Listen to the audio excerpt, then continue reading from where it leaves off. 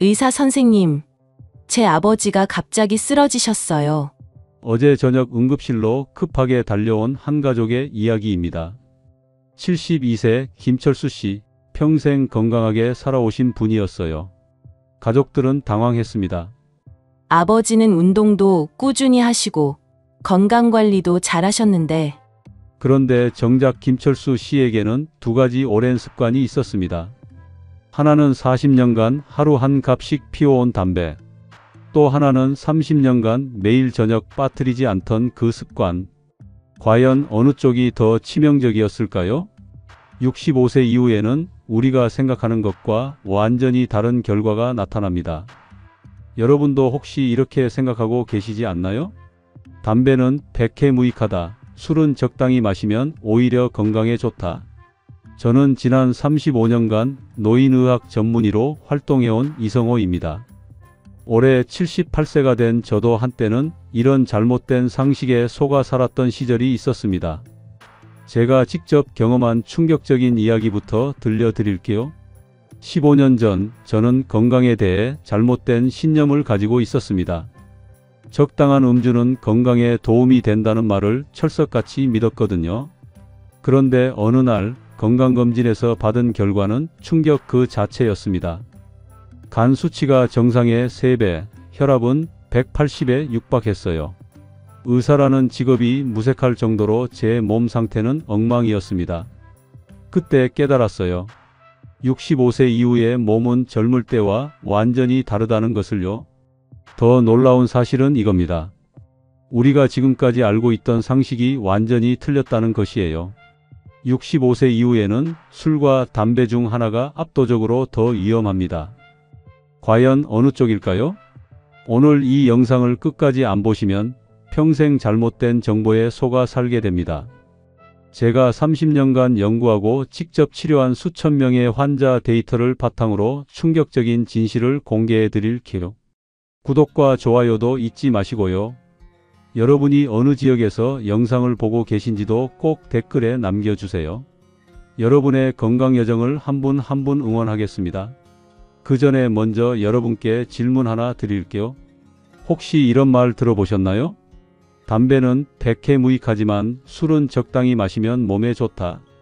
정말 그럴까요? 특히 65세 이후에도 이 말이 통할까요?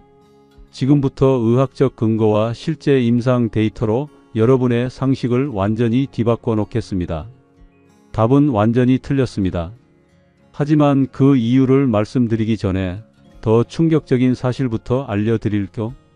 2023년 대한노인의학회에서 발표된 연구 결과를 보면 65세 이상 남성의 사망률을 분석했을 때 놀라운 패턴이 발견되었습니다.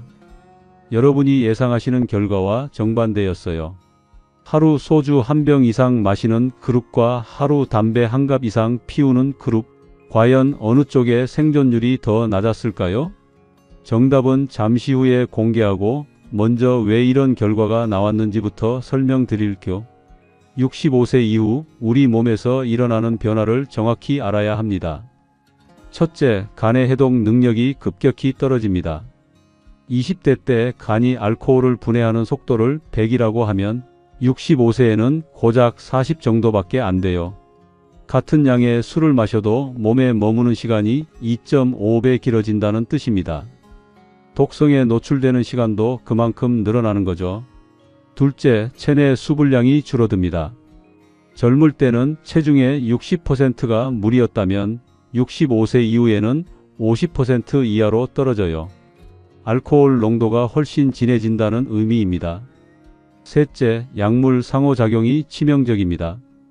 65세 이후 대부분의 분들이 혈압약, 당뇨약 등을 복용하시죠. 술과 이런 약물들이 만나면 예상치 못한 부작용이 생깁니다. 실제로 제가 치료한 환자 중에 이런 분이 계셨어요. 74세 박영희 할머니는 매일 저녁 막걸리 한 사발씩 30년간 드셨습니다. 담배는 안 피니까 괜찮다고 생각하셨던 거예요. 하지만 어느 날 갑자기 의식을 잃고 쓰러지셨어요. 혈당이 20까지 떨어진 심각한 저혈당 쇼크였습니다. 당뇨약과 알코올이 만나서 생긴 치명적인 상호작용이었죠. 이제 여러분이 궁금해하시던 정답을 공개할 시간입니다. 하루 소주 한 병 이상 마시는 그룹의 5년 생존율은 67%였어요. 반면 하루 담배 한 갑 이상 피우는 그룹의 5년 생존율은 71%였습니다. 믿기 어려우시죠? 술이 담배보다 더 위험하다는 뜻이에요. 여러분이 꼭 알아야 할 추가적인 충격적 사실들을 더 말씀드릴게요. 2024년 세계보건기구 WHO에서 발표한 최신 연구에 따르면 65세 이상에서 알코올로 인한 사망률이 담배보다 1.3배 높았습니다. 특히 뇌졸중, 심장마비, 간질환으로 인한 급사가 압도적으로 많았어요. 담배는 주로 폐암, 만성 폐쇄성 폐질환 등 서서히 진행되는 질병을 일으킵니다. 하지만 술은 다른 방식으로 우리 몸을 공격해요.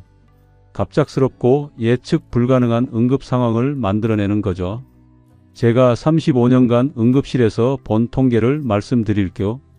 65세 이상 응급실 내원 환자 중 알코올 관련 응급 상황이 43%였습니다.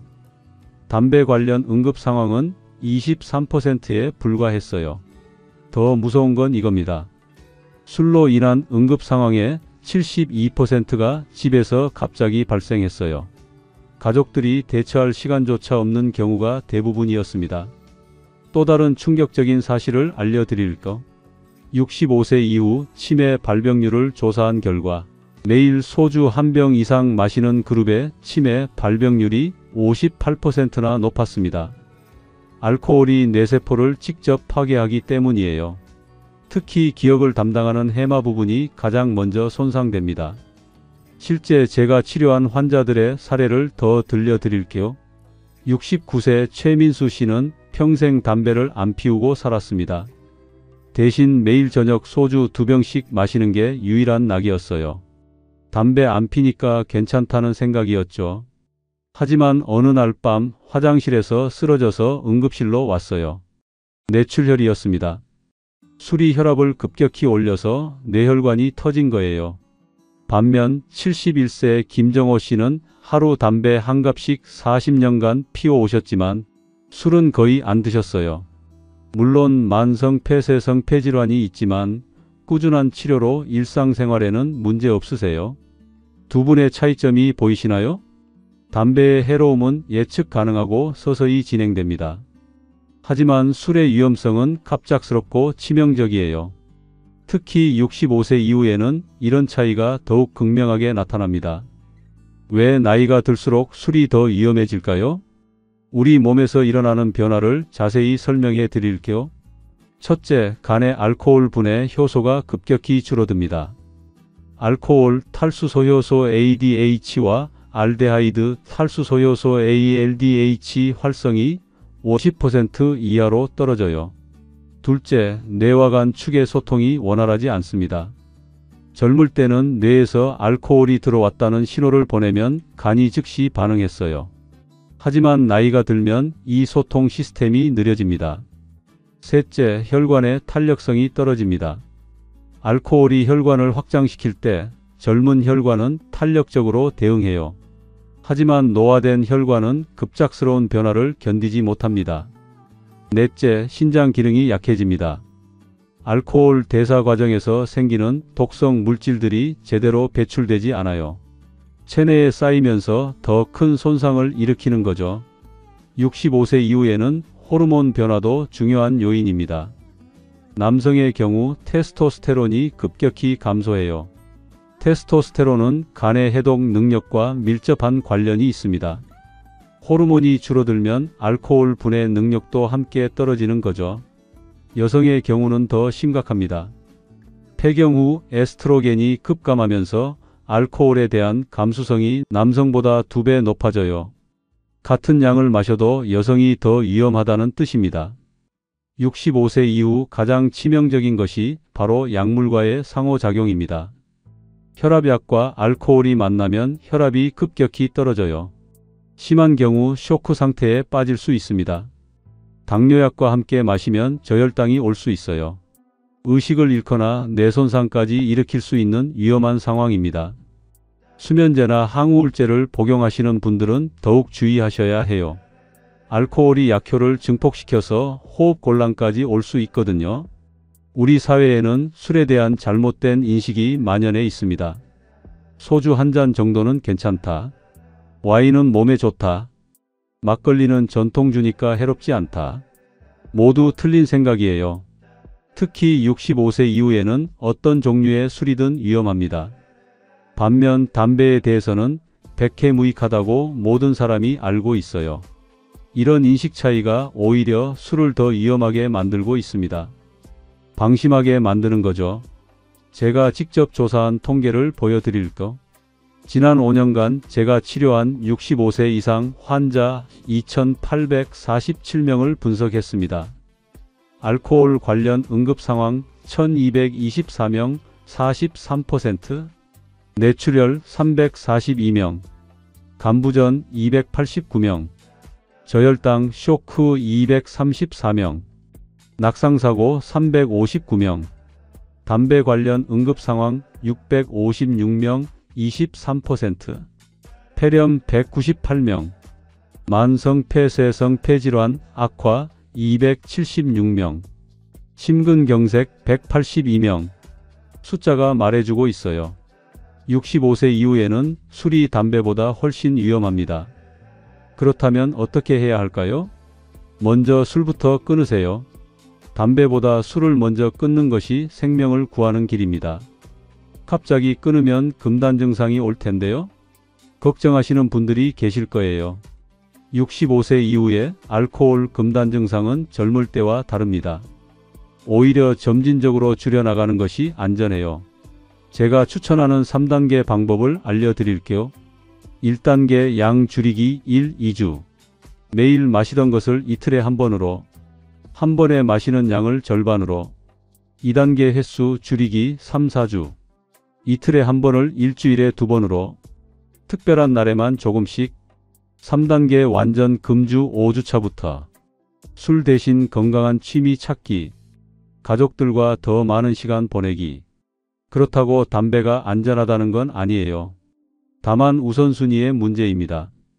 65세 이후 담배를 끊는 방법도 조금 다릅니다. 갑작스럽게 끊으면 스트레스로 인한 혈압 상승이 올 수 있어요. 천천히 단계적으로 줄여나가는 것이 좋습니다.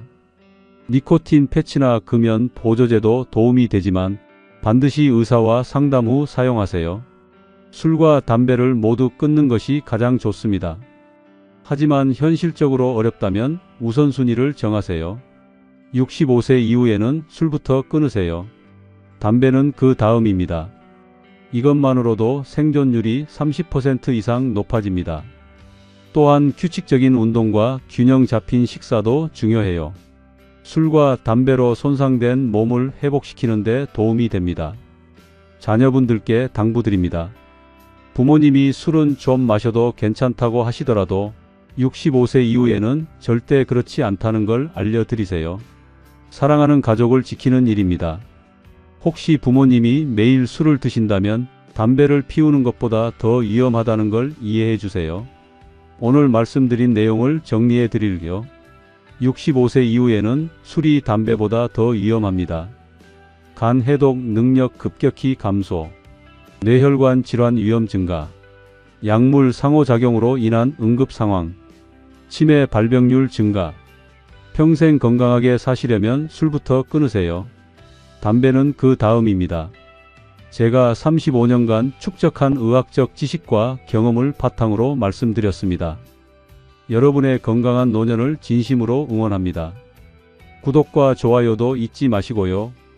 여러분이 어느 지역에서 영상을 보고 계신지도 꼭 댓글에 남겨주세요. 여러분의 건강 여정을 한 분 한 분 응원하겠습니다. 끝까지 시청해 주셔서 감사합니다.